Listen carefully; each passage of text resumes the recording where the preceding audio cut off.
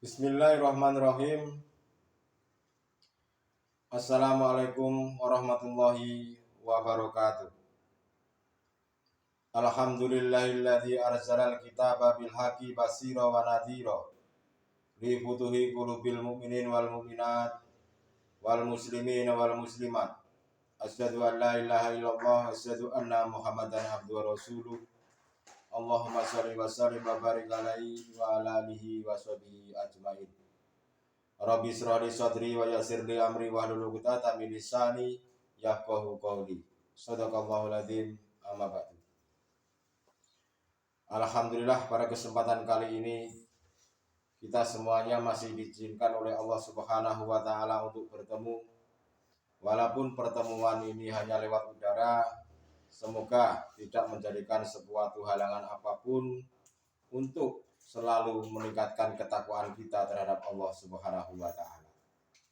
Untuk itu, saudara-saudaraku, pada hari ini kami akan menyampaikan sebuah bimbingan kerohanian dengan mengajak hati untuk mengesahkan Tuhan dengan membawakan sebuah judul, yaitu Engkau telah memakan buah khuldi.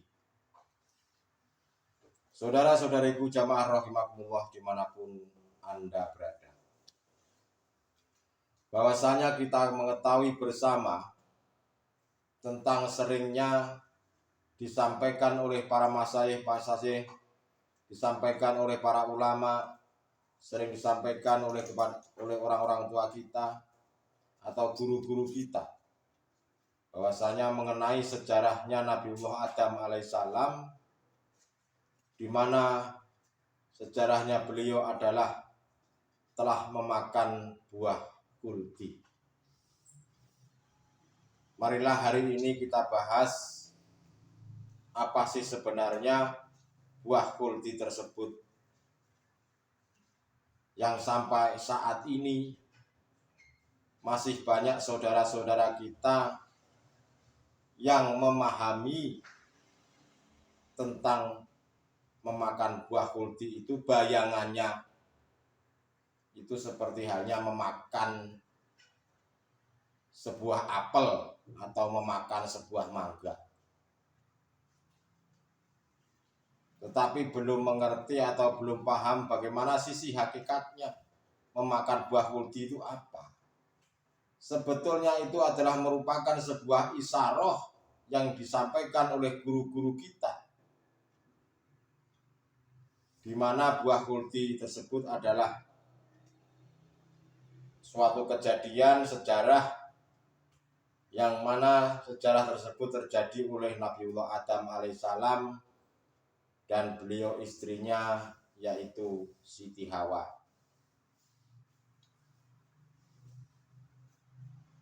Kapan itu kejadiannya? Kejadian itu adalah pada waktu saat beliau Nabiullah Adam alaihissalam itu pada saat masih di surga. Itu kalau dipandang daripada sisi syariatnya. Lalu bagaimana kalau dipandang secara hakikatnya memakan buah khuldi itu? Tapi sebelum itu marilah kita membaca dari firman Allah Subhanahu wa taala. A'udzubillahi minasyaitonirrajim. Bismillahirrahmanirrahim. Wa qulna ya Adamu uskun anta wa zawjukal jannata wa kula minha ragadan haitsu syi'tuma wa la taqrabu hadhihi syajarah fatakuna minadz zalimin. Wa azallahu masi syaitanu anha wa akhrajahuma mimma kana fi wa qulna bidu ba'dukum libadin adun walakum fil ardi mustaqarru wa mataun ilahin. Fatalaqa Adamu min rabbihi kalimatin fataba alaih innahu huwat tawwabur rahim. Shadaqallahul adzim. Dan kami berfirman, wahai Adam, tinggallah engkau dan istrimu di dalam surga, dan makanlah berbagai makanan yang ada di sana dengan nikmat sesukamu. tetapi janganlah kamu dekati pohon itu, nanti kamu termasuk orang-orang zalim. Lalu setan memperdayakan keduanya dari surga sehingga keduanya dikeluarkan dari segala kenikmatan.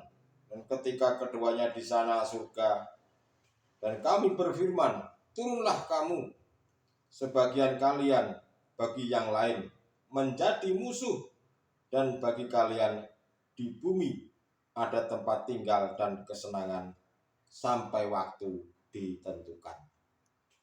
Kemudian Adam menerima dari Tuhannya beberapa kalimat, lalu dia pun menerima tobatnya. Sungguh Allah Maha Penerima Tobat, Maha Penyayang. Saudara-saudariku jamaah rahimakumullah dimanapun Anda berada, marilah kita bahas firman Allah ini bagaimana daripada sisi pandangan hakikatnya. Bahwasanya di sini Allah telah memperingatkan Nabiullah Adam alaihissalam beserta istrinya terkait masalah ketetapan atau sebuah domisili di surga, agar Nabiullah Adam alaihissalam itu untuk tidak mendekati sesuatu. Wala taqrabu hadhihi syajarah. Apa peringatannya Allah itu terhadap Nabiullah Adam alaihissalam saat di surga? Peringatannya Allah saat di surga itu kepada Nabi Adam yang pertama adalah Allah telah mengizinkan Nabiullah Adam beserta istrinya untuk tinggal di surga selama-lamanya. Lalu yang kedua, dalam suatu sisi Allah memberikan sebuah peringatan terhadap Nabiullah Adam, wala taqrabu hadhihi syajarah, yaitu janganlah engkau mendekati sesuatu tanaman yang dikenal dengan berbuah kuldi. Wahai Adam, silakan engkau ini menempati surgaku selama-lamanya dan sesukamu dengan istrimu. Tetapi jangan sekali-kali engkau mendekati pohon itu. Wala taqrabu hadhihi syajarah. Janganlah kamu dekati pohon itu. Fatakuna minadz zalimin. Nanti kamu itu termasuk orang-orang yang zalim. Mendekati saja itu tidak boleh, apalagi memakannya. Karena adanya kita makan itu sebab apa? Karena kita memakan itu sebab kita itu adalah bentuknya mendekatinya. Tetapi apa yang terjadi? Beliau Nabiullah Adam beserta istrinya itu telah diusir oleh Allah dikarenakan beliau telah mendekati dan memakannya. Kenapa begitu? Karena Nabiullah Adam tersebut itu mereka memakan itu disebabkan kena pengaruh atau tipu dayanya iblis. Secara syariat, beliau terperdaya oleh iblis, akhirnya memakan buah kuldi tersebut. Tetapi secara hakikatnya, dari satu sisi Allah itu telah memberikan izin kepada iblis untuk mempengaruhi terhadap Nabi Adam. Supaya apa? Supaya Nabi Adam ini bisa mendekati sekaligus memakan buah kuldi tersebut. Coba kita renungi bersama tentang apa yang sering disampaikan oleh guru-guru kita. pada waktu kecil. Coba kita renungi bersama-sama. Di satu sisi Allah itu telah mengizinkan iblis untuk menggoda Nabi Adam. Di satu sisi lain, Adam dilarang mendekati.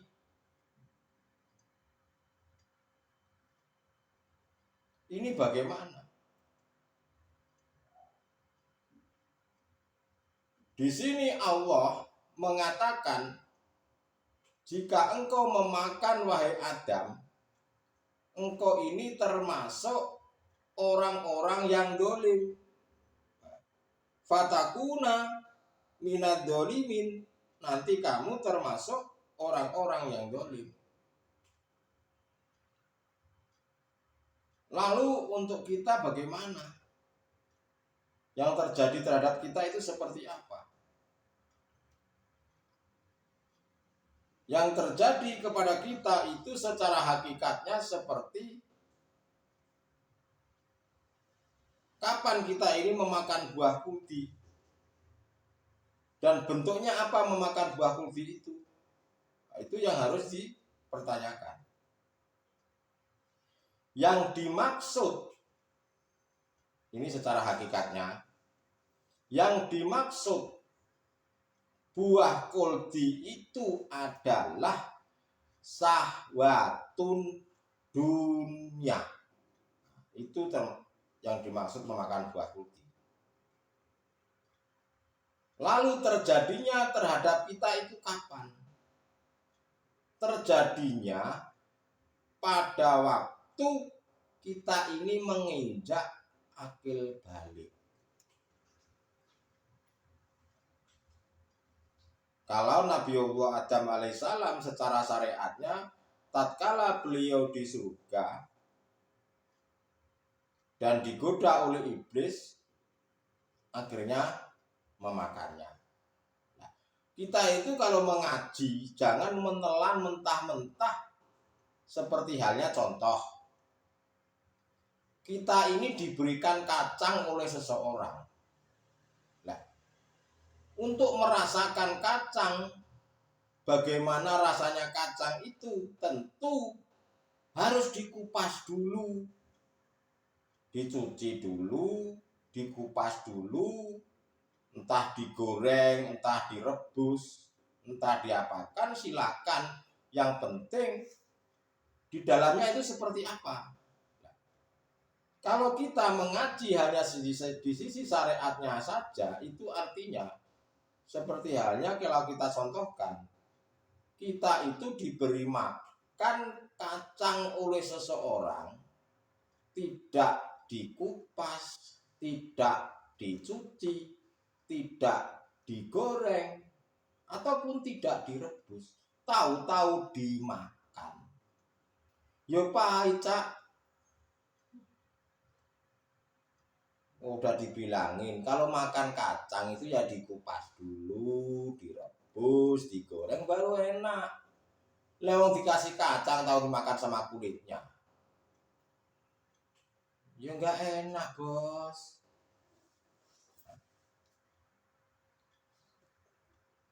Saudara-saudariku jamaah rahimakumullah dimanapun Anda berada, sebelum akil balik termasuk di dalam kandungan, seluruh manusia tanpa terkecuali itu pada hakikatnya sebetulnya mereka itu semua telah berada di surga.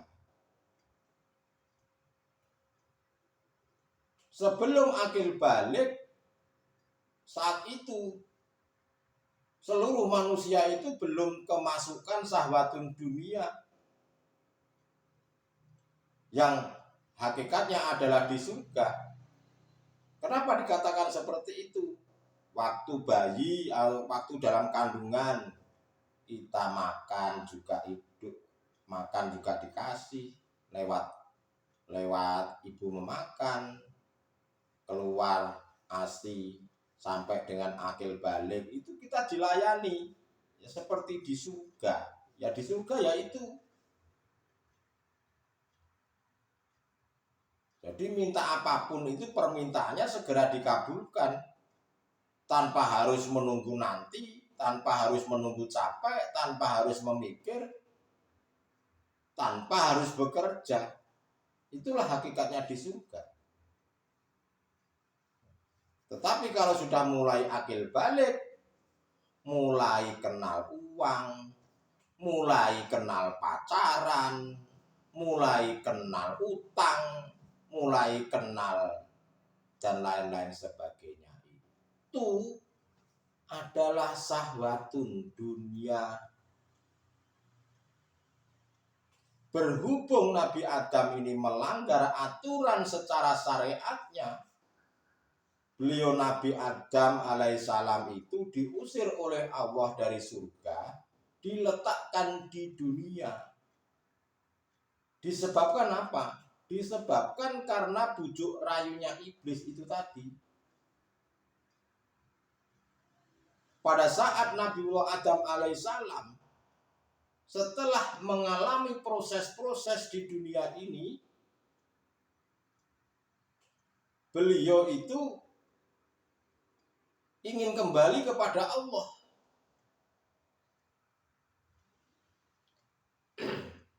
Seperti halnya ingin kembali di surga lagi. Lalu apa bentuknya kita sebagai keturunannya Nabiullah Adam alaihissalam itu? Bentuknya adalah pada waktu kita akil balik mulai mengenal syahwatun dunia. Entah itu berupa yang saya contohkan tadi, uang, pacaran, dan lain sebagainya itu. Akhirnya asik dengan itu, asik dengan permainan-permainan tersebut. Akhirnya hati melupakan Allah. Itu bentuknya daripada memakan buah kuldi. Bayangan kita waktu itu ya seperti seolah-olah Nabi Adam seperti memakan buah apel, buah mangga. Itu. Tapi harusnya itu dipikir dan ditanyakan. Apa maksudnya ini, Pak Guru? Apa maksudnya ini, Pak Yai? Nah, tanyakan. Jadi biar paham, jangan menelan mentah-mentah seperti makan kacang beserta kulitnya. Ya tenggorokanmu brodol, bos. Nah, itulah saudara-saudaraku. Kami hanya mengingatkan ini loh, jalan yang lurus, jalan yang benar.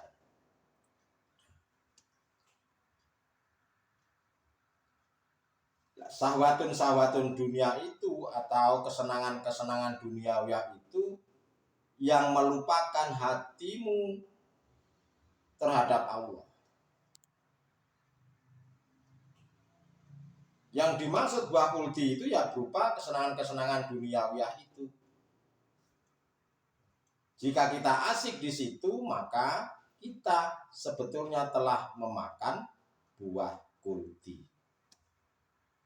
Akhirnya apa? Akhirnya dengan kesenangan duniawi itulah pada hakikatnya, pada akhirnya kita akan bergantung kepada selain Allah.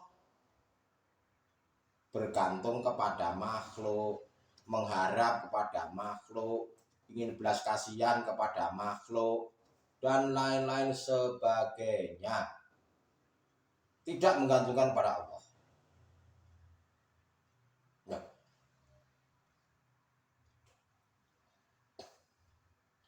Untuk bisa kembali, fatalaqa Adamu min rabbi kalimatin fataba alai innahu huwa tawwabur rahim. Kemudian Adam menerima dari Tuhannya beberapa kalimat, lalu dia pun menerima tobatnya. Karena sungguh Allah itu Maha penerima tobat, Maha penyayang. Nabiullah Adam bisa kembali kepada Allah yang sebenar-benarnya itu adalah beliau Nabi Allah Adam itu menerima ajaran-ajaran Allah untuk bisa kembali fitrah kembali dari urusan-urusan duniawiyah yang berupa kesenangan duniawiyah. Artinya, jika Anda mau kembali kepada Allah dengan hati yang fitrah, maka Anda harus mau menerima ajaran hakikat menuju makrifat, memahami ilmunya, mengetahui ilmunya, mempraktekkan ilmunya dari guru akhirat, lalu mengamalkan secara istiqomah. Hatimu ini harus mau bertobatan nasuha, kembali kepada Allah, bisa melepaskan rasa kemakhlukan yang segala-galanya dan penetapan hidup yang memiliki nama Allah. Baru nanti akan diterima tobatnya oleh Allah Subhanahu wa Ta'ala, karena sungguh Allah itu Maha Penerima tobat, Maha Penyayang. Hatimu harus betul-betul bertobat nasuha, kembali kepada Allah. Kalau sudah bisa dikembali, kita itu artinya kembali di dalam surganya Allah. Walaupun Anda didatangkan dengan takdir qadhi ataupun pasti, hatimu akan menemukan kedamaian, menemukan ketentraman, tidak ada resah, tidak ada gelisah. Walaupun terkadang yang namanya nafsu itu memang ingin menyeret seseorang itu melupakan Allah. Tetapi yang namanya Allah itu tidak rela kekasihnya itu dijeburkan ke nafsu lagi. Semisal saja, hari ini gajian saya habis gara-gara bayar utang. Atau mungkin saya ini dagangan saya nggak laku-laku, sehari suntuk itu menunggu nggak datang orang beli. Nah, itu memang kalau melihat dari sisi basariahnya, kita seolah-olah itu ingin berontak kepada Allah. Nah, dari situlah kita pada waktu ingin berontak itu ditolong oleh Allah, ditarik lagi, diingatkan kembali kepada Allah. Itulah sebetulnya bentuk kasih sayang Allah, rahmat dan rahimnya. Jika Anda betul-betul mau bertobat nasuha hatimu, maka Allah akan selalu menolongmu. Karena Allah itu Maha Pengasih, Maha Penyayang dan penerima tobat kepada seluruh hamba-hambanya. Itulah saudara-saudaraku apa yang kami jelaskan. Mudah-mudahan tadi bermanfaat. Jika ada kekurangan kata-kata atau mungkin terlalu keras atau mungkin itu semata-mata sebetulnya cinta kasih sayang Allah terhadap kita semuanya. Untuk itu saudara-saudaraku, terima kasih atas waktu dan kesempatannya. Akhirul kalam, wassalamualaikum warahmatullahi wabarakatuh.